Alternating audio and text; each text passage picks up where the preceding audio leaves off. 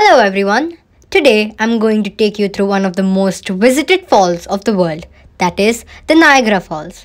I visited the Niagara Falls with my parents and was amazed to see this beauty of nature and the sheer amount of water flowing through these falls, which look so white that it appears to be flowing snow. It got etched into my memory forever. In this video, I'm going to tell you about how to spend a day at Niagara Falls.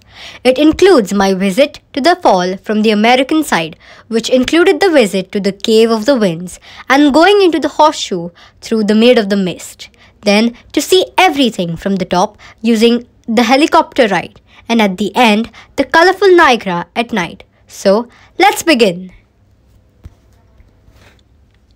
When we talk of the Niagara Falls, it is the Niagara River flowing across the boundaries of two nations, namely Canada and USA.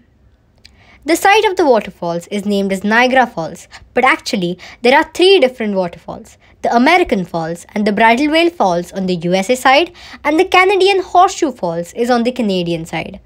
The Niagara River serves as an international border between USA and Canada. The Niagara River actually drains Lake Erie into Lake Ontario via these three falls. These combined falls have the highest flow rate of more than 168,000 cubic meter, which is the highest of any waterfall in North America, which has a vertical drop of more than 50 meters. In this combined attraction of Niagara Falls, the Bridal Veil Falls is the smallest of the three waterfalls that make up Niagara. It is located on the American side. Luna Island separates it from the American Falls, and Goat Island separates it from the Horseshoe Falls. The Cave of the Winds attraction allows visitors to walk up to the base of the Bridal Veil Falls and feel the falls, a rare opportunity which you should not miss. This natural cavern behind the Bridal Veil Falls was named by Joseph W. Ingraham, who in 1834 was the first to enter it and notice the wind created by the force of the falling water. The cavern was originally about 100 feet deep and included a path in, but by 1995, rockfall had reduced it to just 30 feet and hence, for safety reasons, it had to be closed.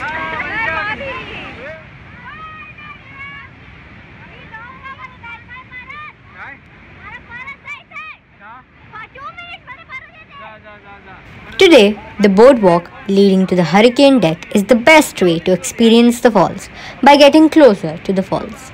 To preserve the structure, the boardwalk is painstakingly taken apart every winter and carefully rebuilt once the ice is melted in spring.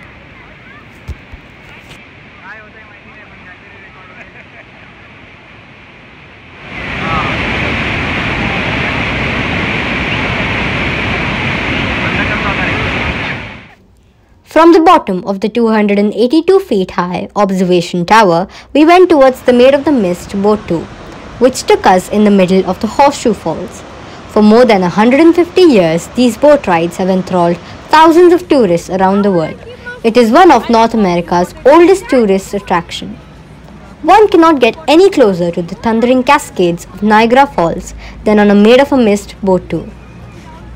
The little steamboats have been chugging away into the fall's misty sprays since 1846, making this one of the area's oldest tourist attractions. The Maid of the Mist tour departs from a calm part of the Niagara River on the American side near the International Rainbow Bridge. After cruising past the impressive American and Bridal Veil Falls, the boat plies into the dense mist of spray inside the curve of the Horseshoe Falls. The feeling of roaring falls and the falling mist is something which cannot be described in words. You must experience it yourself.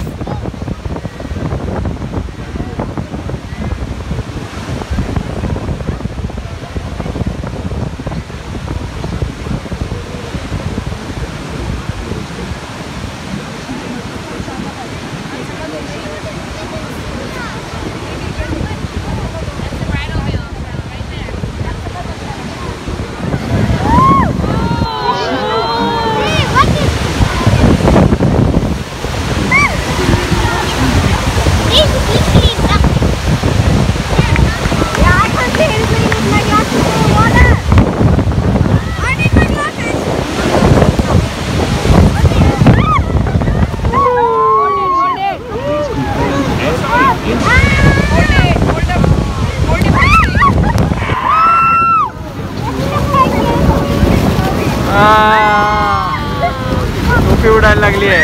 This is awesome.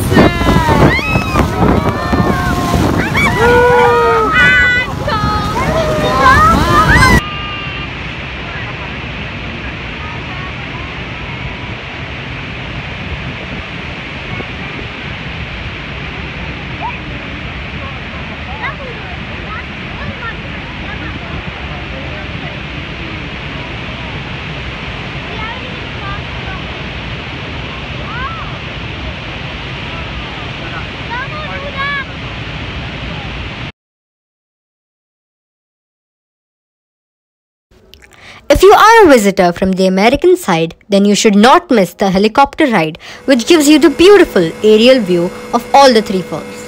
The ride starts from 9 am onwards till dusk and is also dependent on the weather condition, so inquire well and plan the ride. From the sensation of liftoff to the excitement of soaring above the turbulent, rapid, and cascading waterfalls, the Niagara helicopter ride is a unique and spectacular experience. The all-scenic flight gives a thrilling view of Niagara's natural and man-made wonder.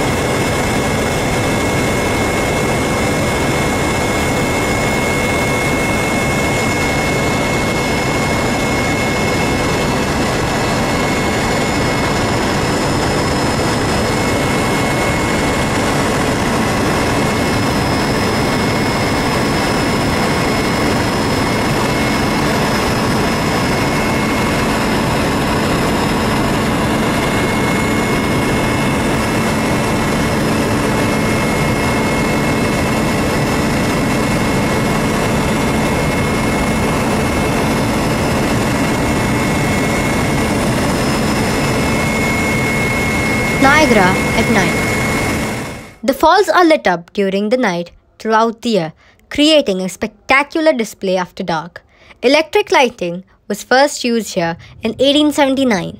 Use of colored gelatin film was first made in 1907 to project the first colored light. However, the first large-scale illumination of the falls took place in 1860, even before the invention of electric lights, during the visit of Prince of Wales. This was done using Bengal lights, a type of very bright, long-lasting firework. Traditional fireworks are also being done at 10 p.m. every night during heavy tourist days.